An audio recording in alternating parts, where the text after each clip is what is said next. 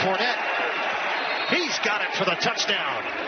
Hard to believe, almost unfathomable. This was just one of three, count them, 3 rushing touchdowns by the Jaguars this past season. All 3, by the way, 1-yard plunges. You had the stat of your career last week. Yeah. I mean, you dug it up. It's been not that good of a career then. The Jaguars have not rushed with a running back for more than a 1-yard touchdown since November of 2018, like 21 games. Yeah, against Buffalo. That's impossible. It's hard to, get your mind around it. Yeah. I'm not even going to check it. I just hope you're right. It's right, but I'm sure I stole it. Welcome to Action Sports Jax Primetime. I'm Brent Martineau. He's Dan Hicken, and the NFL draft is getting closer and closer. The Jags' last flicker of hope for a successful franchise for the next couple of seasons. Well, they do get 12 draft picks, including 2 first-rounders. Yeah, we're going mock 2 tonight, as Brent and I collaborated on one earlier. It was fun. Took longer than I thought. It did.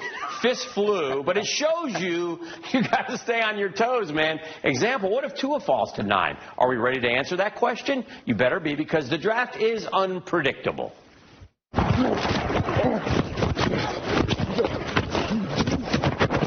Boy, that's a hell of a bull, too. I ain't lying. Get out the way.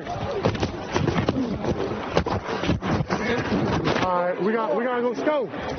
All right, courtesy of Jaguars.com. Cam Robinson mic'd up, injured 2 years ago. Is he or isn't he? A couple of seasons ago, Cam Robinson went down with a torn ACL. It took him some time to come back, and the Jaguars felt like he wasn't himself until closer to the end of 2019. In fact, Cam Robinson said he was never fully healthy or felt himself all season long. That doesn't stop the experts from wanting to improve the offensive line. Go back and look at Todd McShay's first mock draft after this NFL season ended, and you will find Georgia's Andrew Thomas at number 7. While other offensive tackles have moved in front of the big fella from Athens, there might be no doubting Thomas at the number 9 or pipe dream, maybe number 20 spot. And that troubling lack of rushing touchdowns that we showed you at the top of the show takes us back to this offensive line and running back. So maybe, just maybe, if this number 71 is there, maybe he's the Jags pick. The Jacksonville Jaguars select a dominant run blocker. He just uproots people in the run game. Andrew Thomas is NFL ready, but he's competing with Tristan Wirfs, Mekhi Becton, and Jedrick Wills for being the first offensive tackle off the board. Those big guys we talked about, can they hold it and give them time? Look at the 3 or 4 yards of space. How good was this number 71 in Athens? He only allowed 9 quarterback pressures all season, according to Pro Football Focus. And PFF also rates him as the best offensive tackle in the draft. But again, it all depends on what the other 8 teams in front of the Jags do. Earlier, we put on our GM hats. We did. Took a couple of swings at each other. You all right? I'm good. Pick 12 football players for the Jaguars in this scenario. There are no do-overs and no trades right now. So we get what we get depending on what the others do. Yeah, and so we did a mock draft, and the 8 teams in front of us all picked guys, and we want to get the party started with the first pick, the number 9 selection overall. This one was low-hanging fruit for us, and we ran to the podium to announce it. Martinez immediately chased and flushed by Young and delivers the pass that's intercepted. Okudah came across. Yeah, he fell to us at number 9, man. We just replaced Jalen Ramsey with a younger version. We love this, minus the headaches, too. And we couldn't be happier. Jeff Okudah, our number 1 pick, and quite honestly, we think it gets even better. Yeah, it could get better. By the way, if he falls to the Jags at 9, that's like Josh Allen last year falling at 7. Everybody loves Okudah. Yeah. Jerry Jeudy, we grab at number 20. Really? Oh, baby. This is going good. It was. We took him. How do these mock drafts work? Again, it's like computer simulated, but we don't have the big bodies going, which was our intention. It was. But football's going to be fun a lot more when you score more touchdowns, and that's what the Bama kid, the most polished receiver in the draft, will do. So, you have a plan, and then all of a sudden, bang, things fall in your lap, Dan. Well, look, Okudah is a no-brainer. The Jaguars will, I continue to say this, and I think you agree, will take a corner at 9, 20, or 42. Yes. They have to, right? Yes. So if it's Okudah, who everybody thinks is best, and we hear the Jags like him, so anyway, that would be one. The receivers tempting at 20. you might have to fight that temptation because there's a lot of them at the bottom of the draft. And we did the mocks, and we go through 5, 6, and 7. Now, we got to the third round guy, and we kind of went back and forth. This was a tough one. Tell people you were high on this kid. Yeah, Antoine Winfield Jr. He's a safety out of Minnesota. Yeah. And it's like, okay, you're trying to get best guy NFL on the pedigree. board. And some of the rankings we saw, even at 42, this guy was a top 20, 25 guy on the board. Yeah. And smart player. He's got, and I think they like that. Yeah. And he can tackle. In that position, that might be a must. They want to shore up the run. You know, man, I think they want to be a little less flashy and more fundamentally sound. Right. Especially what they did with the run game the last couple of years. Antoine Winfield reminds me, and this is kind of what sold me, and we were looking at the comps, and I said this before even the comps, because he's a short, squatty Tyrann Mathieu. He's like the honey badger. Was one of the comps. And you can move him around a little. I like that. So, you know, again now, the big problem there is they're going to go, Hicken and Martineau, you idiots. How are you going to stop the run? Yeah. And that's fair. Well, but, you know, remember, they put bodies in place in free agency. Yeah. They still have higher hopes for guys like Taven Bryan. They like Avery Jones. Yeah. They don't feel like it's as empty as everybody else feels. But you're right. They didn't get Derek Brown, didn't get Javon Kinlaw in our mock draft. No. We're disappointed in that. Right. But we got Okudah, man. Well, we could have took Kinlaw. Brown was gone, but we weren't going to. But Okudah was sitting there. You have to take Okudah. We got a little bit of everything in this draft. We're going to show you a couple of our other picks now. This was my guy. I like Lynn Bowden. He was the receiver, moved to quarterback, playmaker. Because he went to Kentucky, I don't know, he reminds me of Cobb. You know, we can use him, and we'll let him. Now we got two young receivers that we're going to let compete with the other guys. And then we also liked Kashawn. We wanted to get a running back somewhere. Yeah, you know what was hard to find, Dan, and we struggled. We talked a lot about this.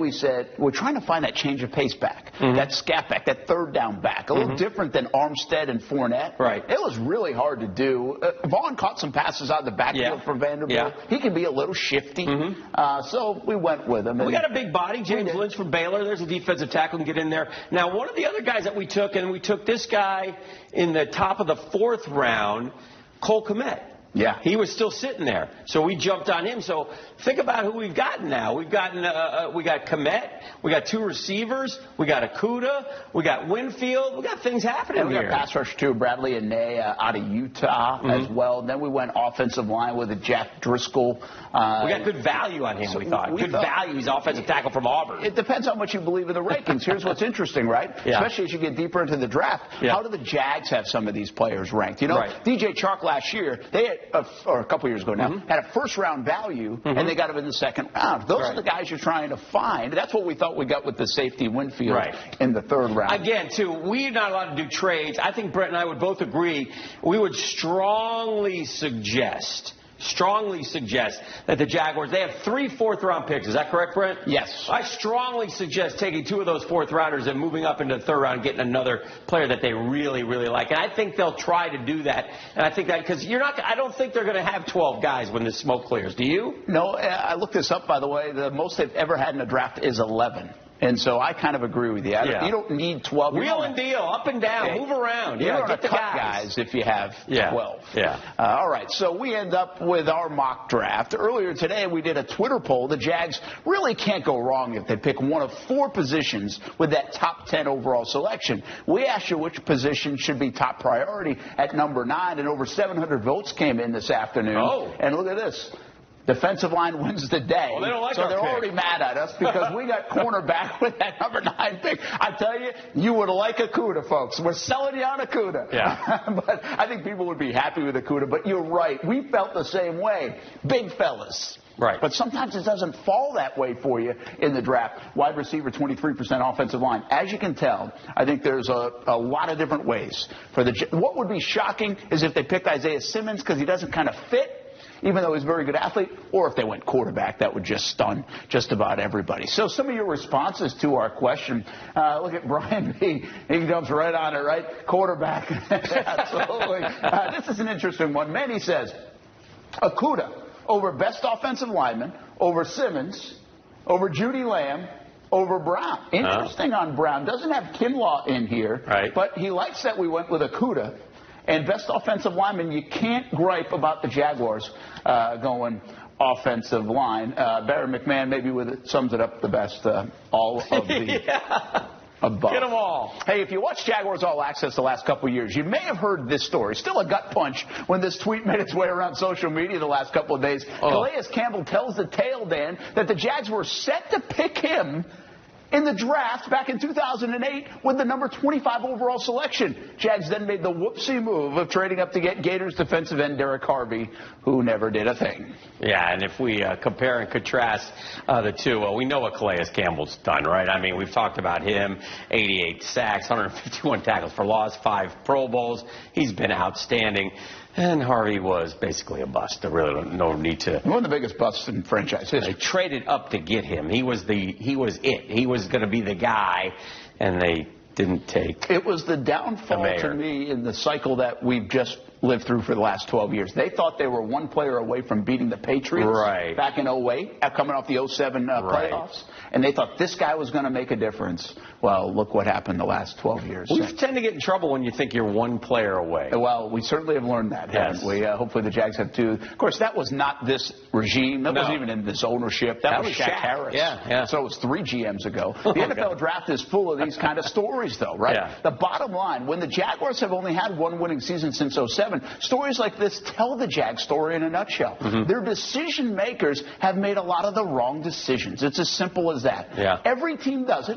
They make mistakes. Some, like the Jags, make more mistakes than others. Campbell ends up being a Jaguar for 3 years. Can you imagine if that guy was in a Jags uniform for the whole, a decade? Yeah, would have changed a lot of things if he had been around. Now Calais is on to Baltimore on a very good team. He said, by the way, the only thing missing from my resume is a Super Bowl ring.